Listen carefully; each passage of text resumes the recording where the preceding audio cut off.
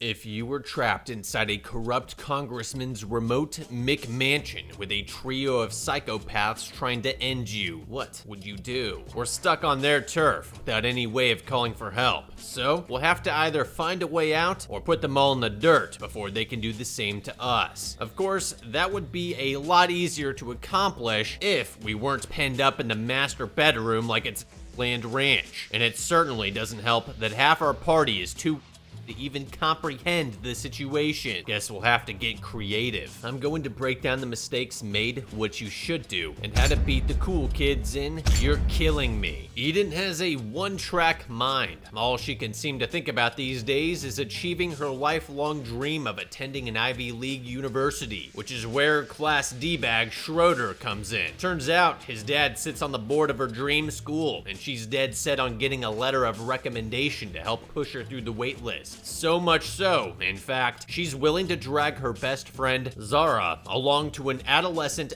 show rager hosted by none other than the scrawny punk himself. Yeah, I can't decide whether Mr. Murphy is a great dad or a terrible dad for driving his underage daughter to go get knee walking at some degenerate house party. On one hand, she'd probably find a way to go do it behind his back, and this way, he'll know where to find her and be able to establish a check-in time and location should she fail to meet curfew. On the other hand, he's actively enabling and encouraging some pretty self-destructive behavior, and as she's about to find out, things can go sideways pretty fast when involved. Well, I'm sure a whole bunch of non-parents down in the comments section will help set me straight. Getting back to the party, the girls walk in only to immediately find themselves faced with an IQ test administered by one of Schroeder's flunkies. Let's see if they pass. Phone's go in the box. Can you put your phone there, please? You coming in or not?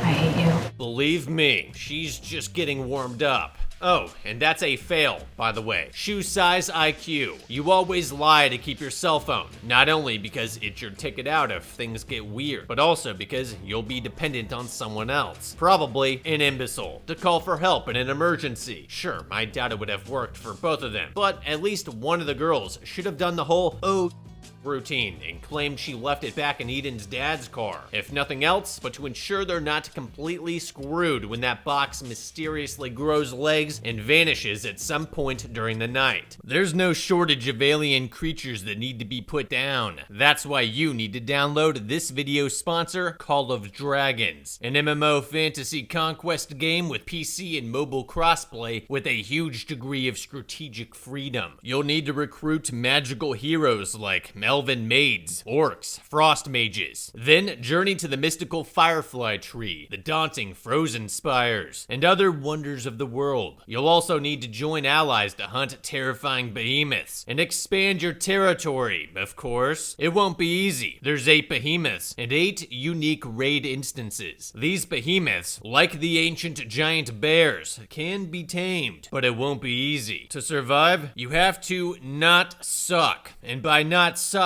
I mean you gotta think about where to deploy infantry, cavalry, marksmen, flying units, and more. Same goes for your skills. For example, when you need to tank hits, activating dragon scale armor will mean the difference between life and death. An often overlooked part of gaming is map strategy. In Call of Dragons, you have a 3.88 meter square kilometer map filled with stunning environments and creatures. Deploy your scouts to seek out these deadly behemoths so you can reap the rewards from their defeat. This brings up the whole dragon situation. You know dragons, always leaving a path of destruction. In every season, the appearance of the red dragon will lead to a bloody and terrifying struggle. Download Call of Dragons using my link below or scan the QR code. Become a Beastmaster today. And you can use the special code CODMONSTER to get special rewards in-game. Magic, monsters, and mastery. All is not lost, however. We could still follow Kendra to see where she puts them. I mean, it's not like she's going to be lugging that thing around all night, and with a party this big, there'd be enough people coming and going to make constantly taking it out of a locked container far more trouble than your average high schooler's willing to put up with. A case of frag grenades says it's just on top of the refrigerator or something. But of course, neither Zara nor Eden thinks to even watch where she goes. Instead, they immediately split up to put their plan into action. While Zara pulls away Schroeder's right right-hand man-child for a drink, Eden takes the opportunity to schmooze her way onto his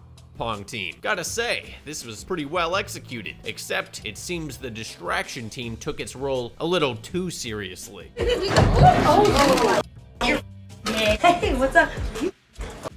At a party? Impossible. Yeah, now's the part where you get your friend the out of here before she blows the whole op by puking on the dance floor. The good news is, Schroeder literally just let Eden drive some other chick home in his car. So, he'll probably let her do the same for her friend. Sure, it'll cost her some quality brown-nosing time, but the night is still young, and there's plenty of party left for her to make a lasting impression. I mean, the mere fact he trusts her enough to lend her the whip shows she's already making good progress. And besides, how are you supposed to butter someone up if you're stuck babysitting your best friend all night? Oh, that's right. This is Eden we're talking about here. Right now, she doesn't give a single rusty about anything besides prolonging her adolescence in pursuit of some useless degree she'll never use. Least of all, her best friend. This is why, instead of taking Zara somewhere safe to sleep it off, she just dumps her in the first open bed they come across without a second thought. And just in time for this cretin to crawl out of the medicine cabinet for a secret selfie sesh. Ugh.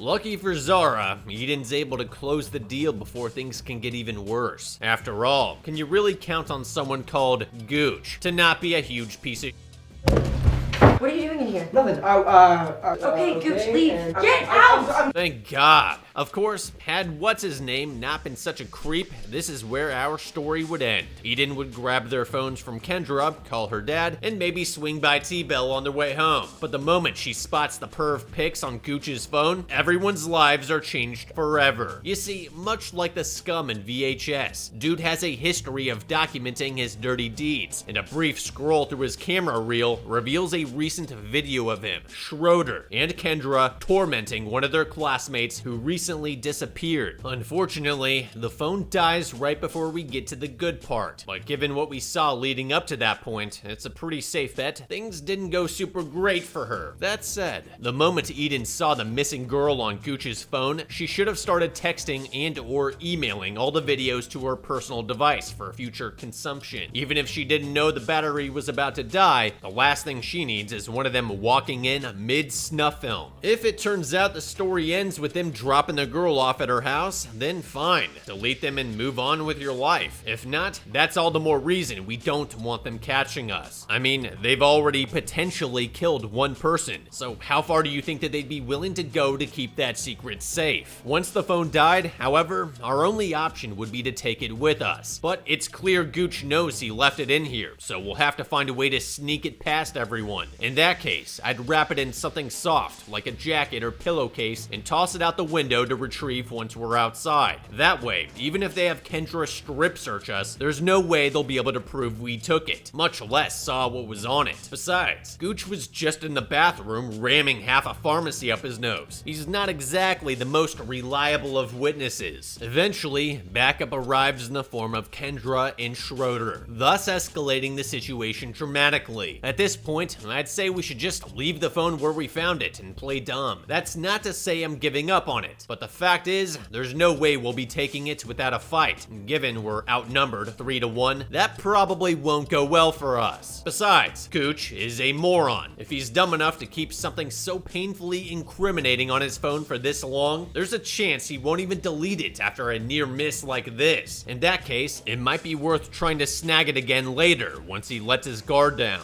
We don't even have to do it at the party. I mean, we already know how much he likes Zara. Why not just have her distract him again at school and swipe it then? One thing's for sure, I wouldn't knowingly trap myself and my unconscious best friend in a murderer's house with no way of calling for help. And I definitely wouldn't tell that same murderer that I just found evidence proving his guilt beyond a reasonable doubt. Schroeder, I saw the video. What video? I saw you with Melissa on Friday. Alright then, I guess we've chosen death. This is the kind of confrontation you make when he's the one who's trapped, not the other way around. Now there's absolutely zero chance they're going to let us out of here alive, regardless of whether we turn over the phone. Sure, without the video evidence, it's only hearsay, but Eden's testimony could at the very least get the cops looking in the right direction. And if they were careless enough to let face record them committing murder, who knows what else they might have left behind. But since someone just had to open her mouth, we'll need to think of something fast if we don't want to wind up sleeping in 6 different trash cans. First thing I would do is grab the nearby chair and wedge it under the doorknob to buy myself sufficient time to barricade the entrance. Lucky for us, Schroeder's folks filled this place with all sorts of heavy crap we could pile up to lock this place down. However, this is only a short-term solution. Long-term, our survival depends on drawing as much attention to this situation as possible. To that end, once the door was secured, I'd go to the nearby windows and scream for help as loud as I could. Best case scenario, we rally a gang of white knights to come up and investigate. But if we can get even a single sympathetic person to call 911 and report an assault in progress, we'll at least have a chance. Of course, Schroeder could just tell the cops we stole Gooch's phone and locked ourselves in his parents' room to avoid giving it back. But even then, I'd rather ride out of this place in the back of a patrol car than in the trunk of his sedan. In all fairness, this is what Eden eventually tries to do, only she makes a major tactical error in the process. Give me a charger in the next 30 seconds or I'm gonna scream. 30, 29, 28. Everyone, get the out of my house! Yeah, you see, it's not an ace in the hole if you tell them before you actually use it. For real though, that was your plan. Count down slowly like a 5-year-old and hope it scares them into submission. Obviously, he was gonna kick everyone out or turn up the music or something. Now, it doesn't matter what we put in front of the door. They basically have all the time in the world to hack their way in, or so they think. There's still one last arrow we have in our quiver, and that's Eden's careless yet overprotective father. Upon dropping the girls off at the party, he said he'd drive his beater car right up to the front door if she missed her check-in time. So all we have to do is reinforce our position, arm ourselves with whatever we can find, and dig in until he arrives. Fortunately, Eden doesn't this one away with another warning, although that might be because she's totally forgotten about it. I mean, why else would she leave the safety of the bedroom to go looking for a random phone charger she saw earlier? Like, I get a single phone call could solve all your problems right now, but A, you have no idea if it's still there, and B, even if it is, what if it's not the right kind? Oh, and let's not forget C, one of them could be hiding around the corner waiting for you to do something stupid. Good thing it was Gooch and not literally anyone else. Dude seriously went for the quintessential woman's self-defense bear hug bull instead of form tackling her and waiting for backup. However, while Eden might have been able to scurry back to the safe room, it's not quite the clean getaway she was hoping for. Bummer. Still, if Schroeder and friends had any brains, they would have just cut power at their breaker box to render it useless either way. Matter of fact, they should have done this from the very beginning in case Eden managed to scrounge up a charger his parents left behind. Oh, well, nothing to do now but gather up some furniture and wait for Daddy to come bail our out. There's a window in the bathroom facing the front of the house, so we'll want to stay posted up there for when he eventually shows up. After all, we definitely do not want him limping into the house totally blind and getting his brains bashed in before he can even call the police. That wouldn't be helpful at all. The good news is Zara's finally awake, meaning one of us can maintain the barricade while the other keeps an eye out for Mr. Murphy. That is, once she's finished bowing before the porcelain god. That said, we shouldn't waste any time bringing her up to speed on the situation. You know, just in case she sees Gooch outside on a ladder and decides to let him in. I got the pop! Huh, guess that takes care of that. Not sure why he would walk it straight towards the person who took it in the first place, when he could have just thrown it out the window he came in through. But that certainly works out for us. Unfortunately, the girl's victory is short-lived, as soon after Schroeder arms up with a family tomahawk and smashes his way through the barricade, forcing them to take their prisoner and retreat into the master bathroom. That said, this would have been a perfect time to stage a counter ambush. They don't call it at a fatal funnel for nothing, and the way he climbed through that ragged hole completely unarmed would have made him easy prey for a double team. There's a number of heavy items like table lamps lying around we could have nailed him with on his way in, and the bathroom probably has a few common household aerosols like hairspray or Lysol that could serve as a chemical irritant to keep him and Kendra at an arm's length. Now we're trapped in an even more confined space with nothing between us and the enemy but a thin bathroom door. Only this time, we won't have to worry about Jack Torrance popping in for a visit, and you'll never guess why. I don't want to spend my whole weekend shopping for doors. Oh, really? How about spending the rest of your life in a prison cell? For real, what the hell is wrong with you? This is like Frederick Zoller stacking 250 GIs because some dumb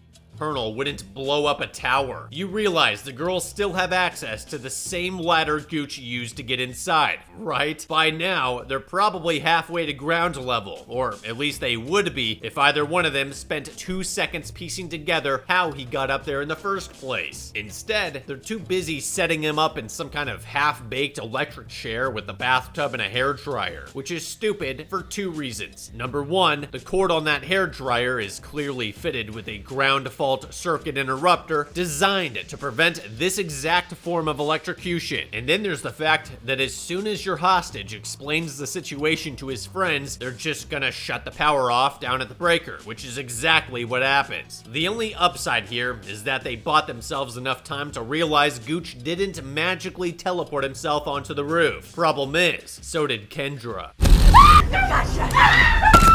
Well, that was easy. Good thing she decided to climb up the ladder and make herself as vulnerable as possible instead of simply knocking it down so they couldn't escape. This is the part where we climb down the ladder and run like back towards town. Except, wouldn't you know it, Zara has a full-blown panic attack at the sight of a massive 20-foot drop beneath her and completely freezes up, because of course she does. Meanwhile, instead of simply sidestepping the grievously injured assailant who just attacked her best friend, Eden decides to stop and help by using Kendra's phone to dial 911, which wouldn't necessarily be an issue if she didn't stand perfectly still, fumbling with the keypad while asking for her passcode as loudly as possible. Seriously, who in 2023 still doesn't know you can make emergency calls from the locked screen? Just tuck the phone away, hit the gas, and send help for the helpless when you can make it back to safety. If Zara can't bear the thought of touching a ladder, she can just lock herself in and wait for help to arrive.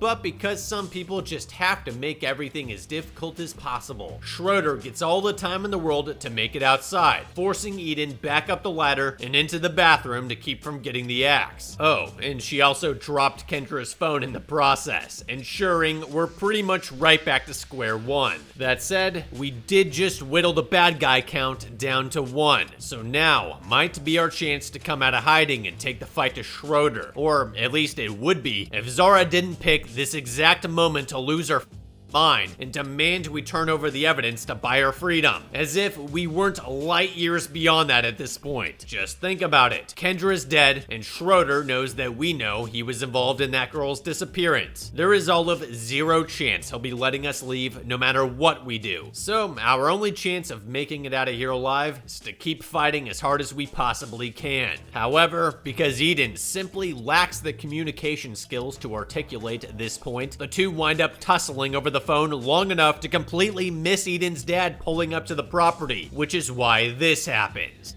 What happened here? You've got 10 seconds to give me back that phone. I split your daddy's head wide open! Oh, yeah, he's totally gonna let you escape after bludgeoning an old man. Jokes aside, Zara makes the right call by leaving it on the floor halfway between them. This pulls Schroeder away from Mr. Murphy and forces him to bend down and pick it up. Problem is, they all just sat there gawking at him instead of getting up to go for the disarm. I know I've pretty much beat this horse to death at this point, but you'd have to be crazy to assume he'll hold up his end of the bargain. Now, we've not only lost the initiative, we've also lost our leverage and our getaway driver, which pretty much leaves us with one of 2 options. We can throw caution to the wind and go for the double team in hopes he's as much of a punk as he looks, or we can wave goodbye to Daddy and try climbing out the bathroom window to find another way down. If it were me in this situation, I gotta go for option 1. Let's just hope Zara is less afraid of axe-wielding lunatics than she is of heights. Fortunately, we won't have to find out, as before Schroeder can finish the job, his parents roll in to finally shut this party down. I just think we all need to take a deep breath.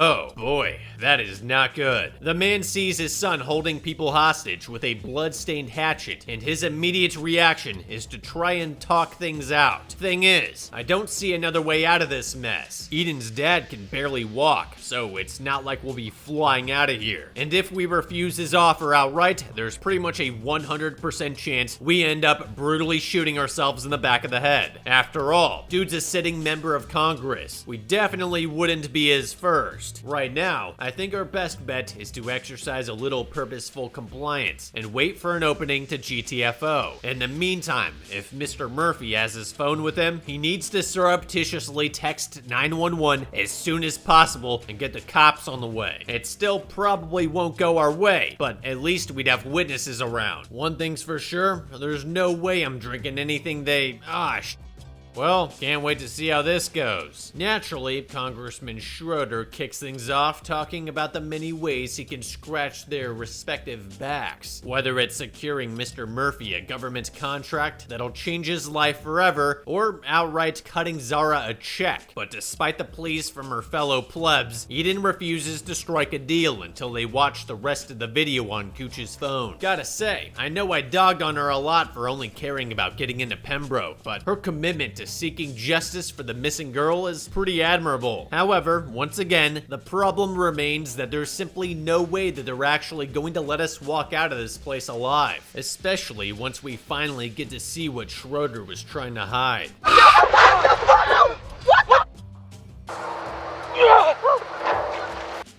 And I thought Gary was stupid. Seriously, why, for the love of God, would anyone allow a recording like this to exist? Sure, it'd be one thing if Gooch were saving it for blackmail, but the fact that Schroeder knew about it and didn't immediately force him to delete it under the pain of death is pure insanity. I mean, it's not like they fed her to a dog or whatever. It wasn't even entertaining. Also, yeah, we're totally dead. I just hope whatever they put in those drinks knocks us out before we start horking up our insides. Sure enough, Eden awakens sometime later to find Schroeder driving her dad's car down a dark stretch of highway. Only, she still hasn't regained motor function. Evidently, whatever chemical cocktail Mrs. Schroeder whipped up induced some sort of paralysis, giving our stalwart heroine a front row seat to her own execution. Per the standard politician playbook, they're going to make it look like Mr. Murphy had one too many before driving the girls home and running off the road, but with an added twist. After all, gotta cover up Kendra's death somehow, so why not pin it on the dead people? And while they're at it, should have done that a long time ago. Yup, it's just a classic case of a man picking up his daughter and her friend and two dead teenagers before crashing into a lake. Always seems to happen right around election season. Still, we're not entirely pwned just yet. That is assuming the Schroeder family recipe fully wears off before we hit the water. Make no mistake, being trapped inside a sinking car is an extremely dire situation, and if you're not already working on an escape route by the time the water reaches the windows, you're probably not getting out at all. First and foremost, the doors are no longer an option, as the weight of the water outside will most likely make them impossible to open. Because of this, our only option is to go out through the side windows. These are typically made from tempered glass that will completely shatter given enough force, whereas the front and rear windshields are laminated to prevent this. We'll need to hit the center of the window with something sharp to concentrate the blow as much as possible. Obviously, a purpose-built window breaker would be ideal, but absent one of those, you can use a seat belt buckle, or even the metal rods on a headrest, provided you can get it loose. Also, sucks to say, but this is definitely one of those secure your own oxygen mask type situations. Cars sink really fast, so stopping even for a second to help your friend will probably just get you both killed. Of course, knowing this, I can only assume Eden and Zara either respawned on the bank or were saved by Poseidon, because the chances they both snapped out of it just in time to abandon ship are staggeringly low. Sadly, Eden's dad wasn't so lucky. Realizing they've been set up to take the fall for all this, Eden decides the only way forward is to take matters into their own hands. But Zara wants no part of it. Yeah, that's a tough one. The Schroeder's power and influence will almost certainly shield them from prosecution, even if the girls can somehow manage to prove their own innocence. Plus, they did straight up murder Eden's father, and there's no way in I'd be willing to let something like that go. The good news is, they think we're all dead, so as long as we make our move before the wreckage is discovered, they'll never see it coming. It also doesn't hurt that they forgot to lock their doors. Hello, Angel. Wow, dude must really hate his family to not even try warning them about the hostile intruder on a mission of revenge. I mean, it's not like she wasn't going to kill him either way. Ah, well, 1 down, 2 to go. Now, given we're playing on their turf, it'd probably be best to avoid skulking through the house where they could pop out at any second. A better option would be making some kind of commotion to lure them past a blind corner where we could stage an ambush. Again, as far as they know, the worst is already behind them, so breaking some glass or setting off a phone alarm might not immediately send them into panic mode. Furthermore, as any Splinter Cell enjoyers can tell you, there's nothing worse than giving yourself away when you're going in for the stealth kill. And in this case, who knew Mrs. Schroeder could scrap? Guess we know who was really running that seat on Capitol Hill. Unfortunately for her, it seems someone already flipped the power back on.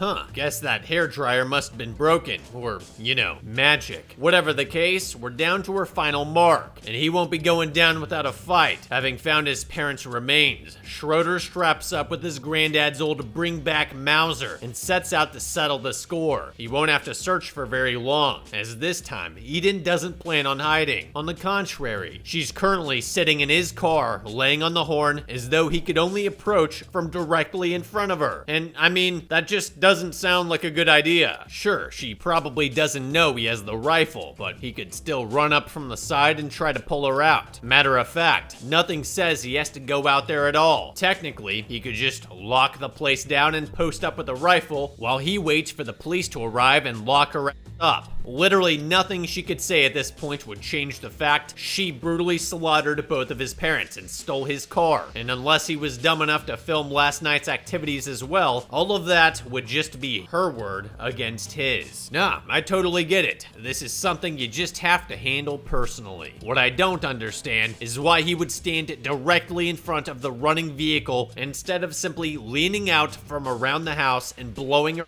head off. Maybe because the script needed this to happen.